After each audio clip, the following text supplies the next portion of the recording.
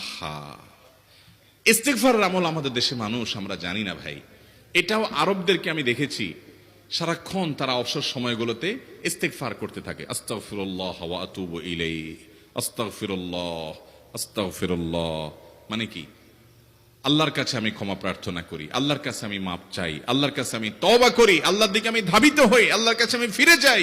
আস্তাগফিরুল্লাহ, আস্তাগফিরুল্লাহ। আপনি বসে আছেন নিরিবিলি, ভাইরা আমার, এখন আর নিরিবিলি বলতে কোনো সময় নাই, এখন আর ফ্রি টাইম নাই, এখন আর আমাদের অবসর টাইম নাই। আস্তাগফিরুল্লাহ কখন বলবো? মোবাইল টিপতে টিপতে টিপতে টিপতে, ফেসবুকের নোটিফিকেশন দেখতে দেখতে দেখতে, লাইক কমেন্ট গুনতে গুনতে আমাদের এখন কোনো ফুরসত নাই। বাহিরে তো নাই নাই, টয়লেটে গেলেও তখন আমাদের ব্যস্ততা মোবাইল নিয়ে, ফেসবুক নিয়ে, ঘুমাইতে গেলেও আমাদের ব্যস্ততা। ও ভাই আমার, অথচ আমার হায়াত শেষ হয়ে যাচ্ছে, আমল নামার শূন্য খালি, ফেসবুক টিপাটিপিতে পরিপূর্ণ। আল্লাহর কাছে কি নিয়ে যাবেন? ইস্তেগফার করবেন তো ইনশাআল্লাহ?